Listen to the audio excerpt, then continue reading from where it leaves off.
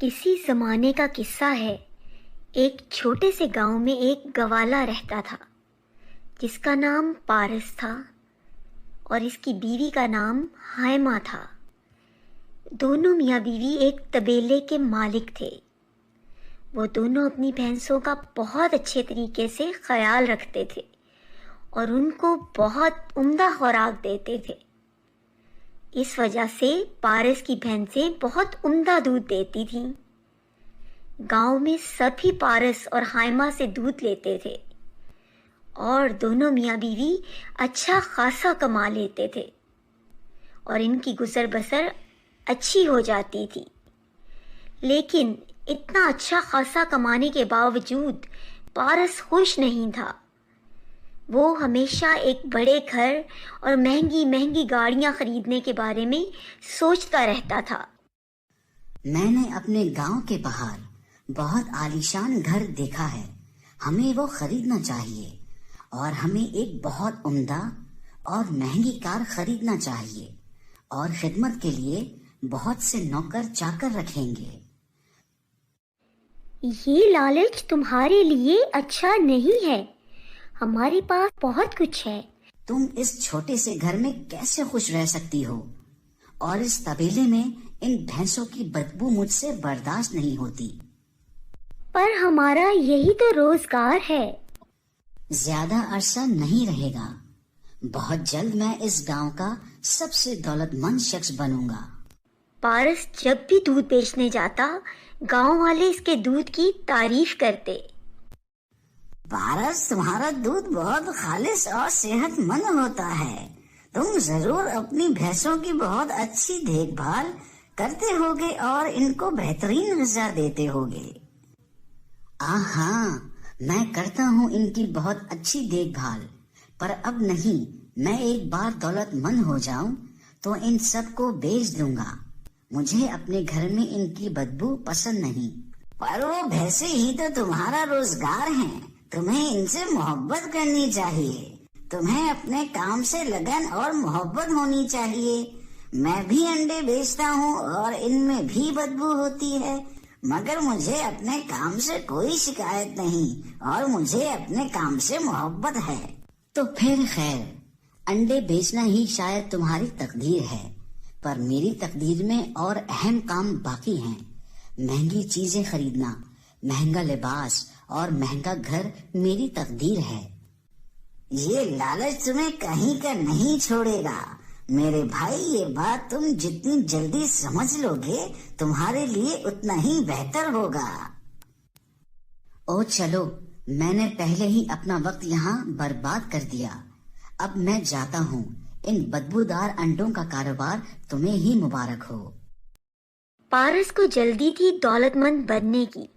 وہ اکثر دولت مند بننے کے بارے میں ہی سوچتا رہتا تھا۔ بس اتنا ہی؟ یہ بہت کم ہے۔ مجھے اور زیادہ دودھ بیچنا ہوگا اور اس کا کوئی نہ کوئی تو راستہ ہوگا۔ میری تمام بھینسیں تندرست اور توانا ہیں، میں ان کو اور زیادہ دودھ دینے پر مجبور نہیں کر سکتا، ورنہ ان کی صحت خراب ہو جائے گی۔ اور اس سے بڑھ کر ایک مسئلہ یہ بھی ہے کہ اگر مجھے زیادہ دودھ حاصل ہو بھی جائے تو یہ ایک چھوٹا سا گاؤں ہے کہ اگر مجھے زیادہ دودھ حاصل ہو بھی جائے تو میں اسے بیچوں کیسے؟ ارے ہاں، میں پڑوس کے گاؤں میں جا کر اپنا دودھ بیچ سکتا ہوں۔ وہ ایک بڑا گاؤں ہے، وہاں بہت سے لوگ رہتے ہیں۔ مگر پھر مجھے اور بھینسیں خریدنی پڑیں گی، جس کے لیے میرے پاس اس وقت رقم نہیں ہے۔ نہیں، مجھے کچھ کرنا ہوگا۔ مجھے تو دولت مند بننا ہے، مجھے بڑا گھر لینا ہے، بڑی گاڑی لینی ہے۔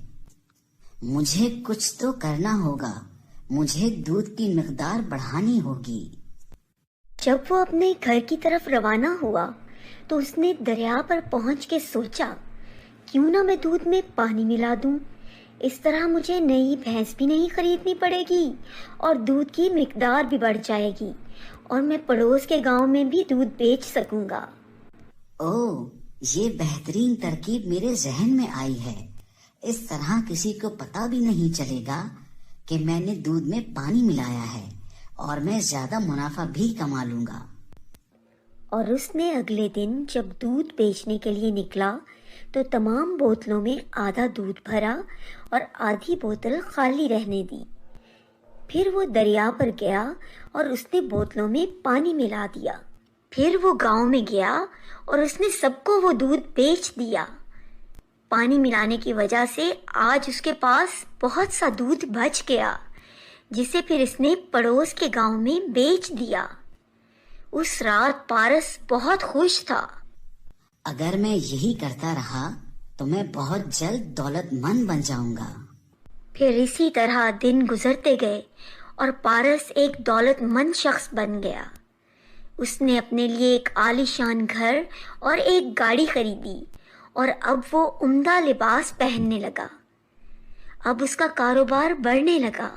اسے ملاوٹ کی اتنی عادت پڑی کہ اس نے دودھ کی مانگ بڑھنے کے باوجود نئی بھینس لینے کے لیے سوچا تک نہیں، بلکہ اس نے پانی کی مقدار کو اور بڑھا دیا، جس کی وجہ سے اس کے دودھ کا معیار اور گرتا گیا، اور لوگ اس سے اس کے دودھ کے بارے میں شکایت کرنے لگے۔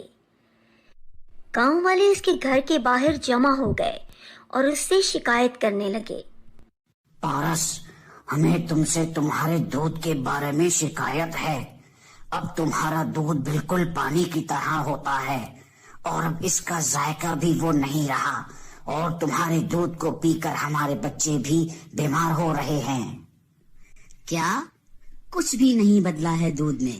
اور تم لوگوں کی یہ جرت کیسے ہوئی یہ کہنے کی کہ میں دودھ میں پانی ملاتا ہوں؟ تم لوگوں کو معیاری چیز کی قدر ہی نہیں ہے۔ جاؤ کہیں اور سے خرید لو دودھ۔ اگر تم لوگوں کو میرا دودھ پسند نہیں تو میرے پاس کئی اور گاہک ہیں جن کو میں اپنا دودھ بیچ سکتا ہوں، اور ان کو میرا یہ دودھ پسند بھی ہے۔ پارس تیزی سے یہ کہہ کر گھر کے اندر گیا اور دھڑام سے دروازہ بند کر دیا۔ گاؤں والے پارس کا یہ رویہ ان کے ساتھ دیکھ کر حیران رہ گئے۔ مجھے کچھ گڑبڑ لگ رہی ہے، ہمیں اس کے اوپر نظر رکھنی ہوگی۔ سچ کہا، ہمیں اس کے اوپر نظر رکھنی ہوگی اور سچ کا پتہ لگانا ہوگا کہ یہ کس طرح ہم لوگوں کو دھوکہ دے رہا ہے۔ گاؤں والوں نے مل کر سچ کا پتہ لگانے کا منصوبہ بنایا، اور اگلی صبح جب پارس دودھ بیچنے کے لیے گھر سے نکلا تو گاؤں والوں نے اس کا پیچھا کیا، اور انہوں نے دیکھا کہ پارس دریا کنارے بیٹھ کر دودھ میں پانی ملا رہا ہے۔ تو اصل ماجرا یہ ہے، وہ اس لیے دن بدن دولت مند ہوتا جا رہا ہے۔ اس کی بھینسوں کی تعداد اتنی کی اتنی ہی ہے، مگر پھر بھی یہ دوسرے گاؤں والوں کو بھی اتنی زیادہ مقدار میں دودھ بیچ رہا ہے۔ گاؤں والے پورا ماجرا سمجھ گئے، اور انہوں نے اس لالچی گوالے کو سبق سکھانے کا منصوبہ بنایا۔ اگلے دن اس کی بیوی ہائمہ بازار سے دال لے کر آئی۔ پارس اس دن جب کام سے واپس آیا تو وہ لوگ کھانا کھانے بیٹھے۔